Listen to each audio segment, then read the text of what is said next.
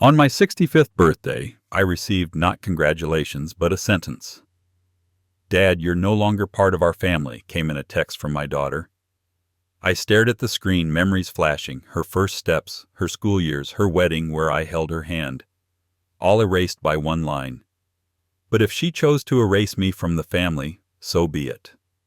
I too know how to make drastic moves, and the ones I made next turned her life upside down. My name is Mark Bennett. I am 65 years old, a widower, and a carpenter. I grew up in a house where you fixed what broke and you paid what you owed. My father taught me to measure carefully and work clean. My mother taught me to say thank you and mean it. I married my wife, Ellen, young. We bought a small place, and I remodeled it as our needs changed. After she died, I kept the house and the routine because it kept me steady. My daughter, Lila, liked being near my workbench. When she was 3, she held the flashlight while I fixed a pipe under the sink. When she was 6, she helped sand a maple tabletop. I put 3 jars on her dresser: spend, save, and give, and we used them for allowance and birthday money. On Saturdays, we wrote simple budgets on paper and talked about needs, wants, and what something would cost us later if we bought it now. Before we continue, please subscribe to the channel and write in the comments what time it is where you are now. I showed up for her events and kept our rules the same at home and in public. If she borrowed a book and kept it too long, we walked it back and apologized. If someone tried to pay me before a job started, I declined. I told her money should follow work, not the other way around. She did not always like it, but she understood what I expected from her. In high school, some of her friends had more money and fewer limits. Lila noticed. Thank yous faded, and she asked to borrow more often. I did not answer with more cash. I gave her more responsibility. If she wanted a class trip, she worked weekends with me and earned it. If she wanted a new phone, we sold the old one and she covered the difference. When she saved me labor or materials, she kept half of the savings. She learned that effort changes numbers. Before she married, our home was predictable and calm. Sundays we checked smoke alarms and car fluids. We ate apple slices at the sink. For birthdays and milestones, I built her things: a jewelry box, a small bookshelf for her rental. We disagreed sometimes, and we handled it directly. The only ongoing concern I had was her growing comfort with being helped. I kept trying to balance support with limits, and I expected her to meet me in the middle. It did not come out of nowhere. The signs started months earlier. Lila began using their phrases, our traditions, the way our family does it, as if she had been raised in that house. She called Patricia to ask about school supplies and holiday menus, things she used to ask me. When I offered help, it was welcome. When I offered an opinion, it was optional. "They do not like fuss," she would say, which usually meant my way was in the way. If I paid for something, it was so kind. If I asked a question about it, it was controlling. Wedding planning had its own tells. The parents' toast turned into Patricia's toast while I was asked to keep mine short. My name was left off the program until I pointed it out. Lila laughed and called it a printer error. When I set the down payment as a loan with documents, Patricia called it fussy. Lila said, "They just trust." She slipped and called Gerald Dad once, then brushed it off with a joke. I let it pass, but I marked it. I knew the difference between a joke and a trial balloon. Our routines thinned. Sunday checks of smoke alarms and car fluids were replaced by brunch at Patricia's. When I offered to take Nora school shopping, Lila said, "Patricia already handled it. They know the uniform code better." In a family photo from an early birthday dinner, I was half out of the frame. At Grace, Gerald thanked God for bringing Lila fully into our family, and no one corrected him. I did not make a scene. I had been steady for her entire life, and I stayed steady, but I understood what I was seeing. Approval from them was becoming the prize, and my support was being treated like background. Then came the sunny backyard brunch at Tom's parents'. Patricia waved me to a side chair so the kids can be close, and parked Lila between herself and Gerald. Patricia clasped Lila's hand and said, "Family is who shows up, darling." Everyone laughed when she added, "You have us now." Lila smiled in a way I had not seen since she was a teenager trying on someone else's life. The group photo was angled, so I was mostly shoulder. During grace, Gerald used the same line about Lila being fully theirs. I said nothing, but I did the math. I thought about the loan in my file cabinet, the second lien with my name on it, the daycare auto pay, the insurance bundle, the utilities I had kept in my name for a month that had turned into a year. In their words, I was optional. On their balance sheet, I was not. That afternoon, Lila called with a careful tone. She asked if I would be respectful and skip my own birthday dinner so the whole family could be together at the in-laws. Respectful meant absent. Whole family meant theirs. I told her it stung. She said, "Do not be sensitive. This is how we do things now, we meaning them." When I hung up, I made a list of what I was still covering. I asked myself a plain question. If I stopped today, what would change and for whom? On my birthday morning, the text came. "Dad, you're no longer part of our family." I read it twice. It was not a slip. It was a choice. I did not reply. I did not beg. I set the phone down and stood in the quiet kitchen of the house I rebuilt after my wife died, the house Lila grew up in, the house where our granddaughter Nora learned to walk between my palms. I opened the drawer with the documents and account numbers. I knew exactly which levers were mine to pull. Then I began undoing what I had spent a decade holding up. By noon, I had canceled the transfers that sent $2,000 each month to cover the top half of their mortgage. On my screen, the line item was labeled Mortgage Boost, a name Lila had typed when we set it up for a little while. I knew their paydays and their short weeks. Without that transfer, the numbers would not stretch. Tom's check lands mid-month, Lila's hours at the studio wobble, the mortgage drafts on the first. I remembered her joke, "Your favorite email, Dad, paid," and how she said it like a charm that kept the lights on. It had been a charm. I turned it off. The bank clerk confirmed what I already knew. The down payment had never been a gift. It was a loan written in careful ink and recorded with a deed of trust that bore my name. She pulled up the file and said, "Everything is in order," the polite way of noticing I had been the one keeping it that way. I instructed my attorney to file a notice of default on that second lien. I did not feel vengeful.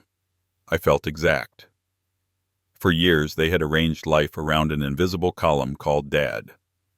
Remove the column and the roof tells the truth. That same hour, I removed my card from the daycare account I had been paying since Nora was 6 months old. Lila had chosen the pricier center because Nora deserves the best, and I had agreed, telling myself we would revisit it when they were steadier. We never did. The auto pay hit on the 7th. I could picture the front desk the next morning, the practiced smile turning tight when the system declined. Not to embarrass them, just to return responsibility to the right hands. I called the insurance agent and took my name off their car policy, the one I had bundled for a discount. They had picked a newer model for safety, which had been easier to justify when my bundle hid the true premium. Let them see the actual bill with their names alone. I closed the utilities in my name at their house, those temporary accounts I had opened when they moved in and never shut. Lila had promised to swap them over after the holidays, then after tax time, then when things calm down. Things never do. You either switch the accounts or you do not. Then I updated my will. I had left everything to Lila once, thinking of the promise I made to her mother to protect our girl. I kept that promise, just not the way Lila expected.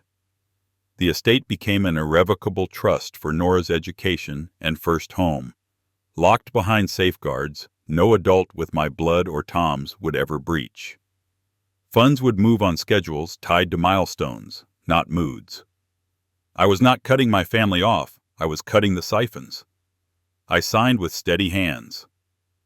The first call came that evening. Lila's voice was smooth with effect, the tone she used when she wanted something without paying for it. I had heard it on field trip fees, on security deposits, on just this month. "Dad, about the message." "You chose your family," I said. "I am honoring your choice." Saying it out loud steadied me. Choices mean costs. I had taught her that when we labeled the jars on her dresser. "Do not be dramatic," she snapped, slipping her new vocabulary on like perfume. "Tom's parents have real traditions." It is just boundaries. What she called boundaries lived on my bill statements. Their traditions worked because my money covered the gaps. I was not angry. I was done pretending that respect could be optional while support stayed automatic. What you call boundaries, I call subtraction. She hung up. I heard Tom in the background and Patricia's humming confidence, the quick counsel of people who do not carry the invoice. The silence after was colder than January. I reminded myself, this is not punishment. This is alignment. If you erase a man from the family, you erase his wallet too. It is not cruelty to let the ledger show the truth. By Wednesday, the scaffolding I had provided began to give way. The daycare refused to check Nora at drop-off without payment. I imagined the screen flashing red, the polite voice at the counter turning firm. Lila called me from the parking lot, wind rushing through the phone, her voice trembling between outrage and panic. "You cannot do this. She is your granddaughter. She still is," I said, "and I have provided for her, but I will not continue to fund adults who declare I am not family." I had already secured the trust for Nora. School, a first place of her own one day, those were protected. Daycare was a bill for the parents. Paying it now would only teach Lila that cutting me out carries no cost. That lesson is wrong. It produces contempt. You are cruel. What is cruel, I said, is asking a man to stand in the rain outside a window while strangers eat his cake. I did not raise my voice. I named the thing. She wanted me unseen and still paying. That is not love. That is extraction. Justice is not warm. It is fair.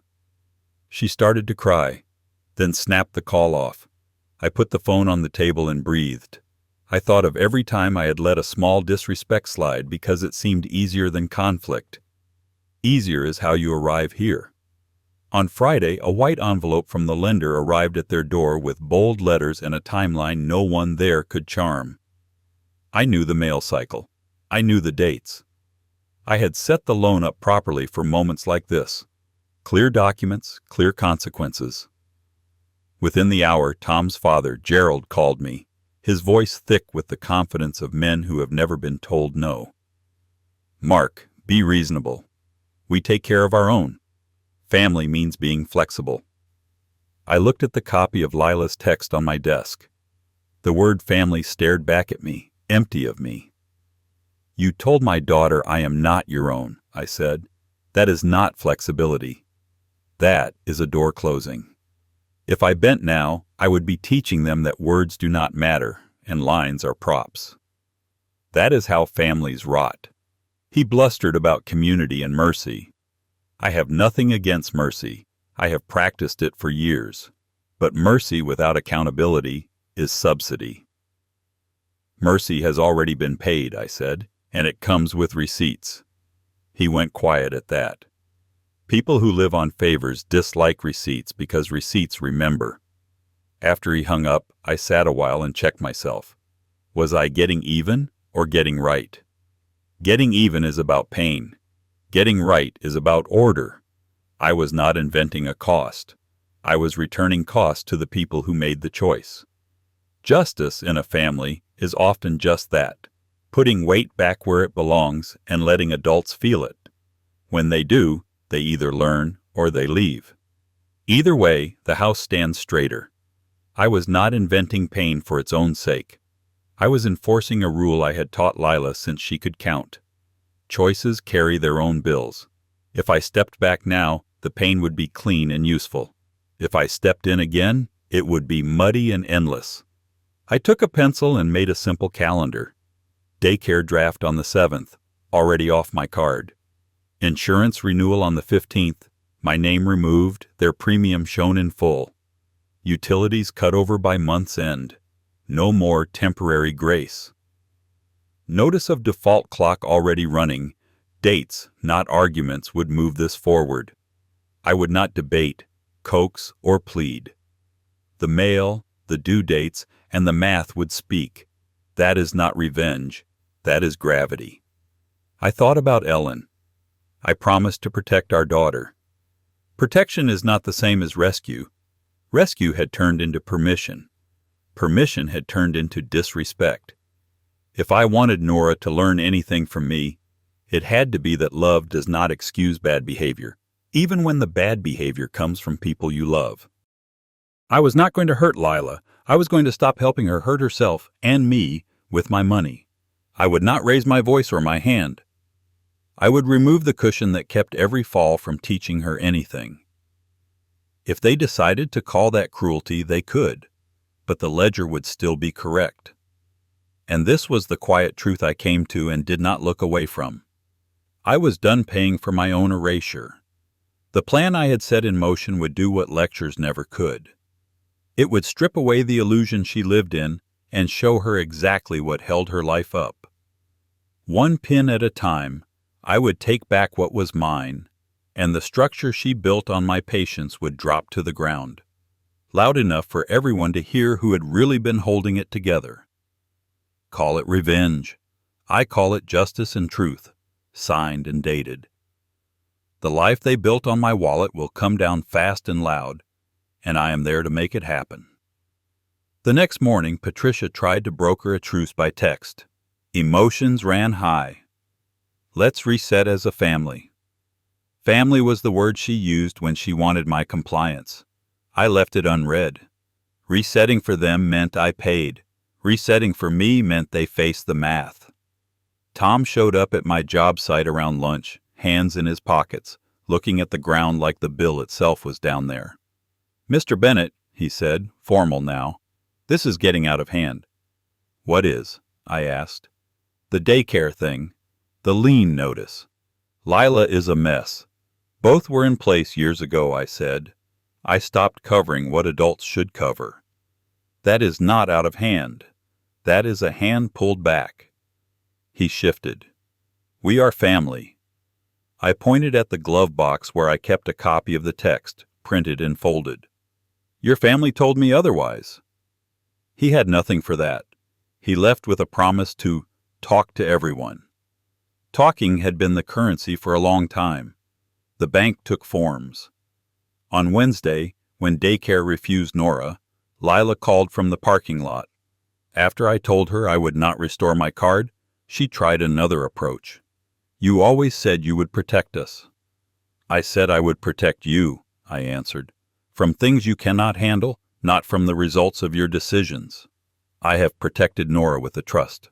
The rest is yours to carry. You want to watch us fail? I am willing to watch you learn." That night I saw a post on Lila's page about toxic parents and withholding love as punishment. Comments stacked up from her circle. Words like support, empathy, community. I did not reply. I took a picture of the post, filed it with the receipts and the loan documents. I have lived long enough to know that when the story changes, paper does not. On Thursday, the water company called to confirm the shutoff schedule. The account had been in my name since their move. I told the clerk to end service at the end of the cycle. "They can open a new account," I said. "They are the owners." I hung up and had to stand still for a minute. Nora should not sit in a house without water. That was the pull in me. Then I remembered the trust again and what it was for. Her needs, met on a timeline that does not turn me into a spigot for her parents. I kept the line. On Friday, the notice of sale arrived and Gerald called within the hour. After he talked about mercy, he shifted to reputation. "People are talking, Mark. This will reflect on you." "It already does," I said. "It reflects that I put things in writing, paid what I promised, and know how to stop when I am told to stop." "Think of Nora," he said. "I am," I replied. I think of her every time I choose the trust over a bailout." He paused long enough for me to hear him calculating whether I would bend to that word. When he realized I would not, his tone cooled. "We will handle it," he said. "Good," I said. "That is the point." They tried to handle it. By Sunday, Lila and Tom held a yard sale. I drove by on my way to the store. The stroller I had bought sat on the lawn with a price tag. The drill set I had given Tom last Christmas lay in a plastic tub. Lila waved a cheery hello to passers-by and pretended not to see me. I did not stop. I did not honk. I did not gloat. I kept going and bought milk for my own fridge. Monday brought a new strategy. Patricia and Lila arrived together at my door, both dressed for seriousness. "We need to talk," Patricia said. "We can fix this." "I do not need it fixed," I said. "I need it finished." Patricia smiled the way people do when they are about to present a plan. "You withdraw the default. We will host a family dinner. We will make a joint statement. We can find a rhythm that works for everyone." "You want a photo?" I said. "And my money back on the table." Lila flushed. "Dad, please." "You are making it worse." "I am refusing to make it better at my expense," I said. "That is different." Patricia stepped forward. "You are isolating yourself." I shook my head. "I am isolating my accounts." Lila's eyes filled. For a second I saw the little girl who brought me screws in a cup while I hung her shelf. I kept my voice even. "You may come in and sit with me any time as my daughter. You may not come to negotiate my help. Those are separate doors." She swallowed. "We cannot pay the mortgage without you." There it was, the truth I had known and they had avoided saying. Dependence spoken out loud. "Then you have to change how you live," I said. "Sell the car. Get a cheaper daycare. Move. Ask your in-laws to cover what they call family." I let the list sit between us like a worksheet. Patricia's chin lifted. "We do plenty." "Then it will show up on your checks," I said. "Not in my inbox." They left with tight faces. I stood at the sink and let the water run until it was cold, then turned it off and listened to the house breathe. I had braced for anger and threats. What I felt instead was a quiet resolve, the kind you get after squaring a cabinet and seeing the door finally hang true.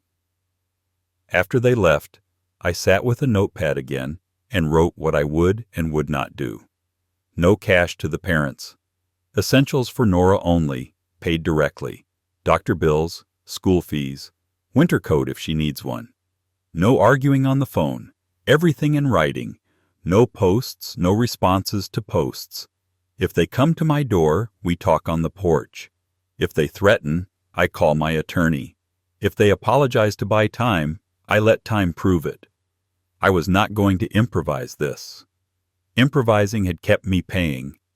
I sketched the timeline like a job schedule. Daycare already off my card. Utilities closing at the cycle end. Insurance renewal date circled. They would see the real premium without my bundle. Notice of default clock ticking. 30 days, then the next letter, then the sale if nothing changed. None of it required speeches. Dates move whether people like them or not. That is the point. I checked my motive again. Was I angry? Yes. Was I acting from anger? Number. The difference mattered. Anger wants to hurt. Justice wants to match outcomes to choices. They told me I am not family. The outcome is that I stop funding them. They lived on a budget that assumed the word dad was a bottomless line item. The outcome is that the budget meets reality. If that feels like revenge, it is because truth can feel like fire the first time it touches dry wood. I thought of Ellen. When she was sick, we made a promise. Protect Lila, and when Nora came, protect her too. Protection is not a blanket you throw over bad habits. It is a fence that keeps harm where it belongs. I had been a blanket.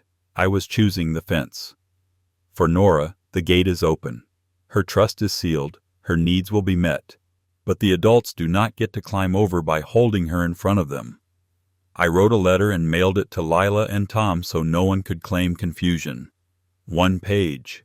What stopped, what continued, what the trust covers, what it does not. Conditions for help that does not involve money. I will review a budget with you. I will meet you at a bank to open your own accounts. I will help you price a cheaper car, a smaller rental, a payment plan you can actually make. I will not sign, co-sign, or reattach my name anywhere. Clear beats kind when people are drowning in their own denial. I planned for the tactics I knew would come. If they tried to shame me with family, I would point to the text. If they offered public peace in exchange for private funding, I would decline. If they begged for Nora, I would offer time with me, not money to them. If they found a way to refinance and pay off my lien, I would accept payment and wish them well. I was not blocking a solution. I was refusing to be the solution. I set aside a small weekly amount labeled Nora, my own envelope, cash in a safe, for things she truly needs that her parents cannot meet in the moment. Not a slush fund for them, a bridge for her. Shoes, glasses, a school trip if her teachers vouch for it. I would pay those directly to the source. No middlemen, no misunderstandings. The house felt still in a new way, not empty, honest. For the first time in years, my help matched my principles. If Lila called me cruel again, I could live with it. Cruel would have been letting her believe there was no edge to the cliff. Justice is pointing to the edge and stepping back so the person walking sees it for themselves. The water shut-off hit just after 8. Lila called first, no greeting. The water is off. Fix it. You need to open your own account, I said. Here is the number. I read it twice. If your name is on the mailbox, it should be on the bill. They will ask for a deposit. Dad, Nora needs a bath. I have to get her to school. Nora can bathe at my place tonight, I said. You handle the account. I drove past their street on the way to the lumber yard. Tom was dragging a hose from a neighbor's spigot. The neighbor shook his head and said, not quietly, "They shut you off quick if it is not in your name." Lila stood on the porch with a towel over her shoulder and her phone to her ear, repeating, "Supervisor, please." She saw my truck and stared like I had brought the rain and refused to pour it. I kept driving. I had already given her what she actually needed, the path and the number. By lunch, I stopped at the credit union to deposit a check.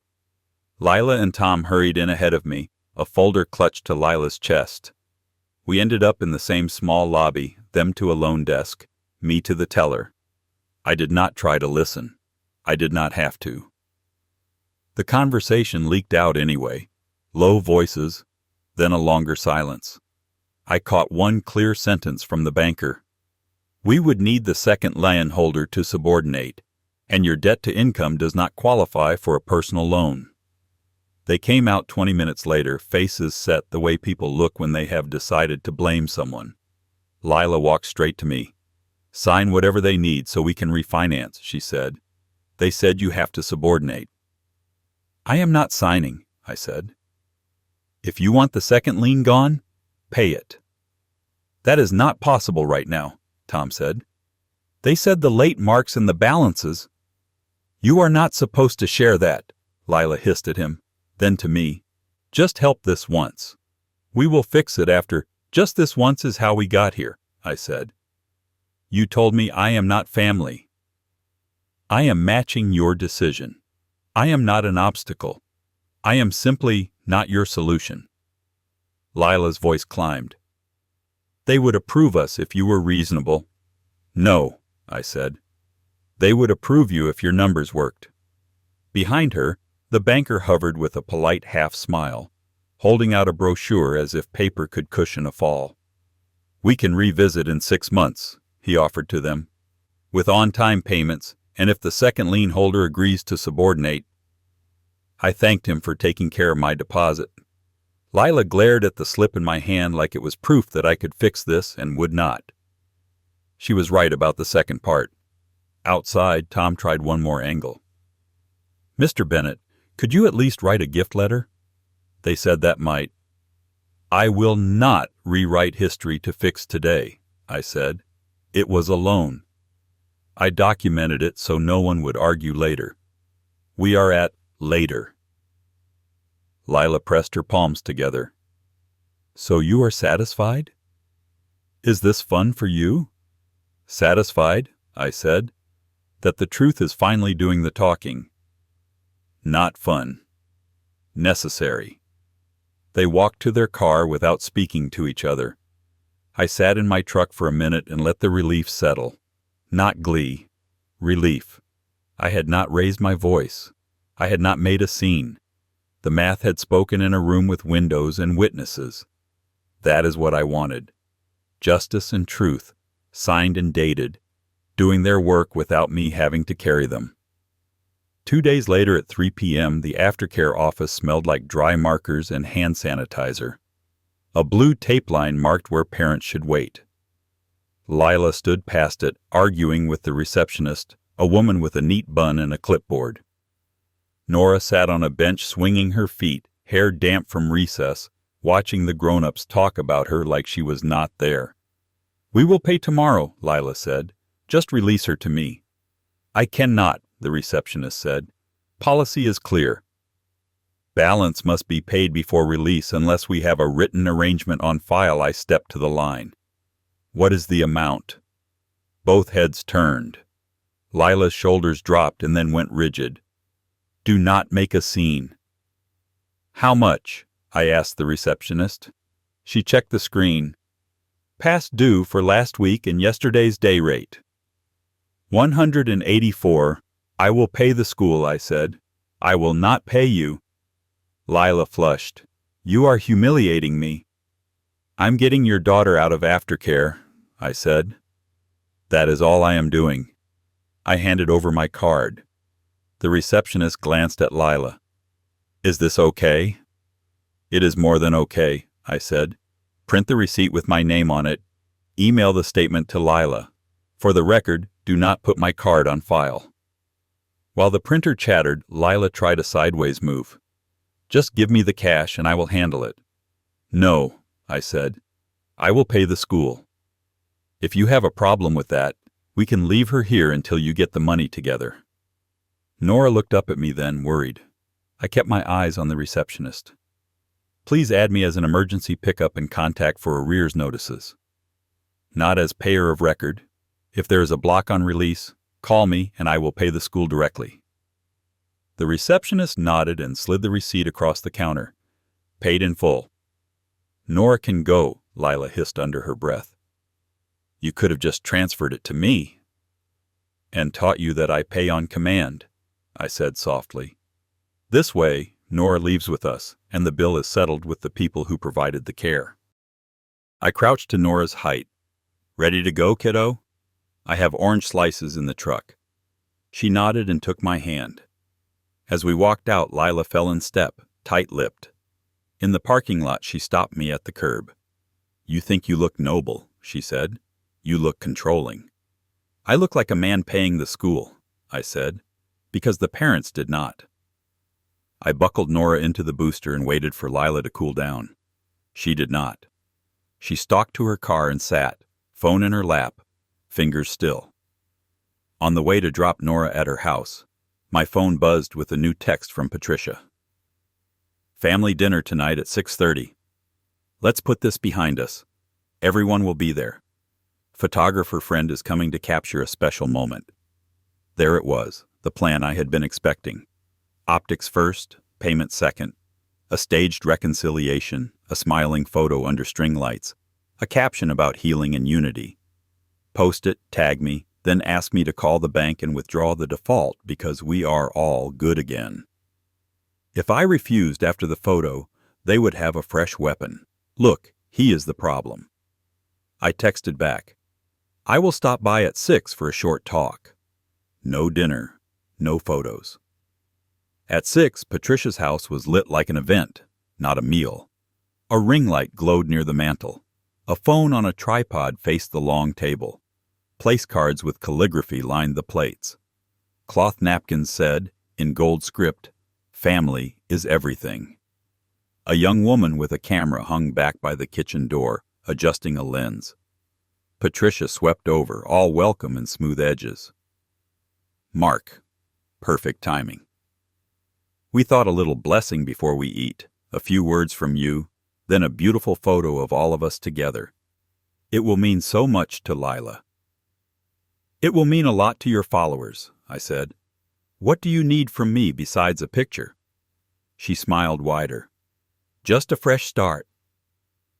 And since you ask, if we can tell the lender we have reconciled, you could withdraw the default. The bank likes harmony in families. It shows stability. There it was, spoken plain. Harmony as instrument, not truth. Stability as photo, not payment. I took in the small staging details. 2 high chairs placed near Patricia's seat like anchors, a spot left open beside me for Lila, a printed card on the sideboard with the caption already written, "Grateful for second chances." She had storyboarded the evening. Tom came in from the patio, tie loosened, face tense. "Mr. Bennett, this is a fair compromise. We show unity. You pull the notice. We make a plan. You want a picture," I said. "The bank wants a payment." Patricia's eyebrows rose a fraction. "Do you have to be so transactional?" "Transactions are what got us here," I said. "They are what will get you out." Lila stood near the table, eyes shiny. "Dad, please. Just sit with us. This is not a trap." It was exactly a trap, just not the kind with springs and teeth. Step 1, soften me with the room and the words. Step 2, get the image. Step 3, follow up tomorrow with a call about "as discussed," while the photo circulates to friends, neighbors, and, strategically, a bank officer they know. If I object, the new narrative is that I backed out on a public reconciliation. It is neat, and it works on people who fear being called cold. "I will not be in your photo," I said. "I will not bless a table to buy you time." Patricia's warmth cooled. "Then why come?" "To say this to all of you at once," I said. "You can post whatever you like. You can call whatever dinner you like a reset. The trustee who posted the sale date does not follow your page. Withdraw the default? Pay the loan. Solve the water? Put the account in your name and make the deposit. Keep Nora in aftercare? Pay the school when it is due. None of this requires me, Gerald, quiet until now, cleared his throat. You are making enemies you do not need. I do not need enemies or friends, I said. I need the truth to stand. I will not fight your public relations. I will not fund your private bills. If you want a picture, take one. Just do not confuse it with a payment. There was a beat of silence. I set the envelope I had brought on the console table. Inside were 2 printed pages, the 1-page boundary letter and Nora's trust overview. If you want to talk, I said, we can do it at my house, without a camera. Nora is welcome any time. The rest of this is up to you. I nodded to Lila and left. On the sidewalk, the night air felt cool and plain. In the truck, I watched the front window a moment. Patricia stepped into the frame and adjusted the napkins, then angled the ring light a little closer to the table. She would get her picture. It would collect likes. It would not move the due dates an inch. On the drive home, I felt the kind of satisfaction that does not ask for applause. Not spite, alignment. Their plan had been clear, and I had not stepped into it. Tomorrow there would be new tactics. Tomorrow there would also be mail. Still, their cheap tactics will not work. The hammer of justice is in my hand now, and it is coming down after their own performance humiliated themselves. The next morning I sat across from my attorney Reese in a conference room that smelled like lemon cleaner. I am not litigious. I am precise. We laid out the proof, signed loan papers, the record tied to their house, bank transfers marked loan payment, and texts where Lila promised to repay after taxes. Reese tabbed a binder. Paper does not get nervous. "Here's the plan," he said. "We'll run the sale process and send the official notices. If they try to stop it, the judge will read the signatures." "It was a normal loan," I said. "No tricks." "Good," he said. "Judges like simple." I signed what needed signing. We packed the proof and mailed it with tracking. Click, print, seal, send. That is what a case sounds like when you do not need to shout. By afternoon, Patricia blinked first. A group text hit my phone. "We cannot keep underwriting your life." Boundaries. A minute later, Gerald added, "Do not use our address." We will not co-sign translation. They were done paying to be called real family. I saved both messages under a new tab, Reese labeled Support Withdrawn. Lila called that evening, voice small. "Patricia says we need to self-regulate. They will not help with the arrears. The bank said if you move your loan behind theirs." "I am not moving aside," I said. "I am enforcing." "Then we are dead," she whispered. "No," I said. "You are deciding." Their lawyer sent a thick letter calling my loan a gift, and my actions vindictive. Reese answered with copies of the signed loan, the record on the house, and a one-page chart of payments missed. One sentence carried the weight. "The remedy is payment, not public relations." They tried a quick court stop. The hearing took minutes. Their lawyer talked about feelings. The judge looked at the papers and said, "This is a loan." "The sale goes forward." Lila covered her face. Patricia stared ahead, already scripting a new tale about villains and technicalities. Paper again, did not care. In the hallway, Patricia said, "You are dragging your own daughter into court." "You dragged her to a bank," I said. "I brought proof." Reese added, "Dates, not opinions. Control this now." On the way out, he asked if I wanted to chase their side for my costs. "Only if they keep poking," I said. "I want this finished." At home, I did two simple things. I sent the sale company a cashier's check so nothing stalled, and I mailed short letters to daycare and Nora's school. I will pay child essentials directly. Fees, lunches, field trips. Bill me, not her parents. Do not put my card on file. No arrears bailouts. By week's end, Patricia and Gerald stepped back completely. Lila forwarded a message from Patricia. "We love you, but we cannot fund choices that do not fit our values." I recognized my own sentence structure in it. Values matter most when they cost you. Their side tossed in one last complaint accusing me of influence. Reese answered with a single email from closing day. "Thanks for making the loan easy." Signed by Lila. The court put their complaint on a slow track, after the sale. Timing can deliver its own verdict. That night I looked at my calendar. Sale date circled. Notices sent. Utilities out of my name. Insurance unbundled. Daycare handled only at the counter, for Nora when needed. Her trust locked and safe. My hands were steady. Their embarrassment was never the goal, but I will not pretend. It is a relief to watch cause finally meet effect. And yet, there still was one last step of my grand scheme. Everything was in motion. Notices sent, dates fixed, the in-laws already stepping back. Patricia had texted Lila the day before. "We love you, but we cannot be involved. Please respect our boundaries." Translation: the ship was sinking and she was off it. The courthouse steps smelled like coffee and wet concrete. No entourage this time, just Lila and Tom, pale and stubborn. Lila kept glancing down the sidewalk, waiting for Patricia. No one came. The auctioneer read the address and the amount due.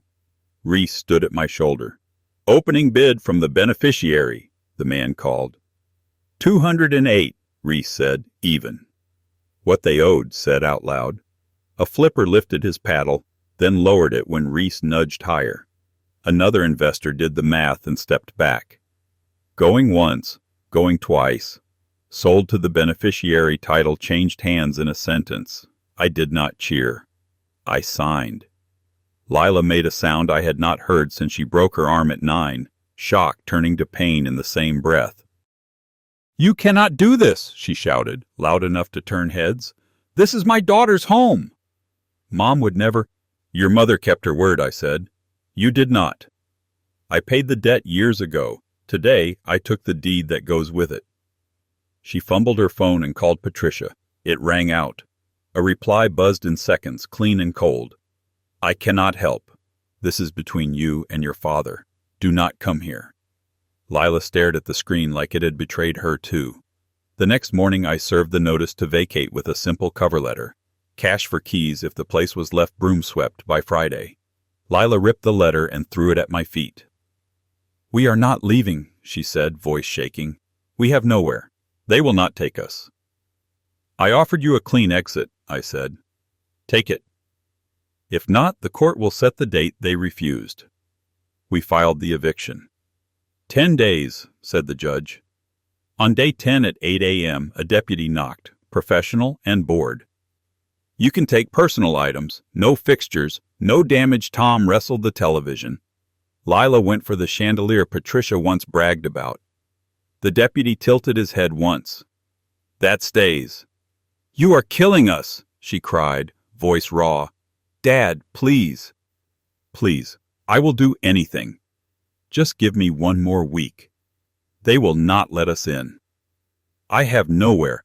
I gave you years," I said. "I gave you weeks." Today is not a surprise. It is a date. Nora will sleep in a bed. Her trust is funded. "You will sleep where your budget allows," she sobbed, then turned mean from the middle. "You will die alone for this." "I have been alone," I said, calm as a level on a workbench, "since the day you told me I was not family." They carried out what they could in suitcases and laundry baskets. When the locksmith turned the cylinder, the click was small and final. Keys changed hands. The deputy nodded. "It's yours." They left a garage full of almosts. Holiday boxes, a broken treadmill, crates of registry dishes. I posted and mailed the notice to reclaim property. 30 days to schedule pickup, modest storage fee, list items in writing, clear, cold, fair. No one called. On day 31, a van came. We logged what was left, sold it, paid storage and fees, and mailed Lila the small surplus with a single line. Surplus from abandoned items enclosed. I walked the empty rooms with a yellow pad and a pencil, marking paint, patch, carpet. Nora's faint marker star still ghosted the hall. I stood there a long minute. This was not humiliation for sport. It was consequence in sequence. You cannot erase a man with a text and keep his deed with a smile. At the end, I did not take a child from her mother. I took chaos from a child. After the school called about tardies and missed forms, we sat in family court. The judge asked if I could house and provide, and if the parents consented. Yes, yes, yes. Guardianship granted, signed and dated. It was a temporary order with both parents consenting. 2 weeks later, after a brief review, the court made it permanent. Nora moved into the blue room. Breakfast at 7, backpack check at 7:20, out the door at 7:30. 3 jars on her dresser. Spend, save, give. I pay essentials directly. School fees, lunches, glasses. Her teacher emailed in a week. On time, prepared, calmer. Visits are scheduled. No surprise drop-ins, no dragging Nora into adult storms. If Lila and Tom keep jobs, hold a lease, stick to counseling, their time grows. It is not punishment. It is a plan. On paper, where panic cannot edit. Lila now sends proof, not pleas. A paycheck photo, a small lease. On time this month. Tom brings cleats and a receipt. We are civil. We keep our word. Pancakes on Sunday. Homework at the table. Quiet nights. They wanted to erase me from their family life. Instead, I erased them from my family life. Justice got us here. Love keeps us here. Faced with the same text and the same debts, would you protect your legacy and pull support the same way? Share your answer in the comments. My grandpa's worst really happened. I believe him. If you want more true tales stories like this, hit subscribe.